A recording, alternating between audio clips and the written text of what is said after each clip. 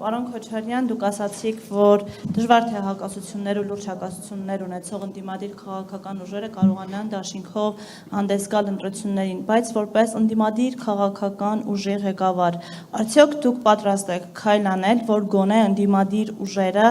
իրար դեմ չպայքարեն, այսինքն դաշինք կազմելու խնդիր, եթե անգամ չկա, այս պահին տպավորություն է, որ ընդդիմությունը պայքարում է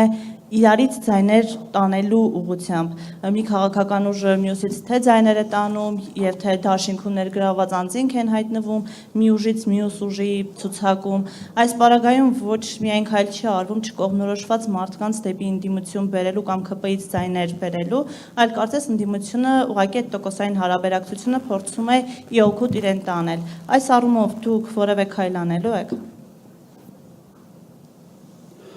Լավ, իսկ դուք չեք նկատել, որ մենք նույնիսկ նման կարգի հրաձգությունների ներ ընդդիմադիր մենք երբեք նախաձեռնող չենք եղել, մենք չենք սկսել։ Եթե ինչ-որ մի բան արել ենք, ապա միշտ պաշտպանվողի դիրքերից ենք դա արել։ Մենք ինքներս չենք նախաձեռնել նման բաներ։ Եվ ես հատուկ իմ նաև ներածական խոսքում դա շեշտեցի, որ այդպիսի պայմաններ կան։ Եվ տվյալ դեպքում ես չեմ կարող խոսալ այլ քաղաքական ուժերի անունից, բայց կոնկրետ իմ անունից այո։ Մենք փորձում ենք այդ դաշտը ձևավորել։ Եթե հիշում եք, հիմա նույնիսկ մեր Իշխան Սաղաթելյանը նախաձեռնություն է 5 կետից բերել եւ որով փորձում է բանակցել եւ գտնել տարբերակներ հենց այդ հարցը լուծելու համար։ Մենք փորձելու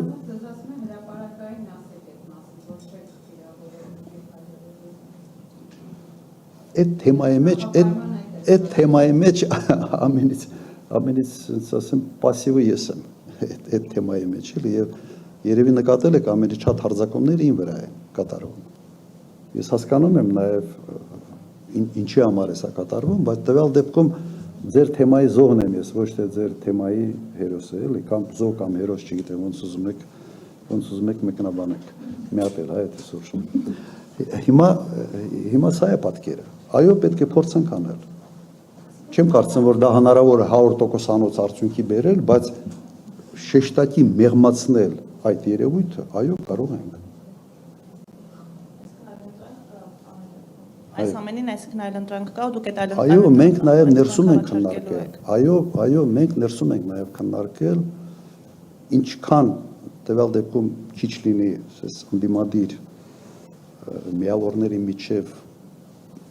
հրաձգությունը ասես փոխադարձ, այնքան լավ է լինելու ընդհանուր արդյունք։ Եվ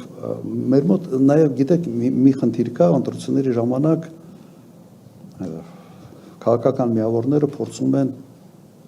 ասես կամ մտածում են, որ կարող են բոլոր շերտերից ինչ որ ձայներ կորցնել։ Դժվար է, դու պետք է հստակ քո էլեկտորատի բնութագիր ունենաս եւ հասկանաս, որ քո տեսակը, քո անցած ճանապարհը, քո ծրագրերը ավելի շատ էլեկտորատի որ զանգվածին կարող են հրապուրել։ Այդ դեպքում նաեւ ասես ինստիտուցիոնալ ավելի մասնագիտական առումով հնարավոր է տարանջատել իրարից։ Մենք փորձում ենք նաև դա անել այսօր։ Ես հասկանում եմ, որ Նիկոլ Փաշինյան պաշտող մարդկանցից մենք մեկ ձայն չենք բերելու այստեղ։ Չի լինելու։ Եվ անիմաստ է աշխատել այդ հատվածի վրա։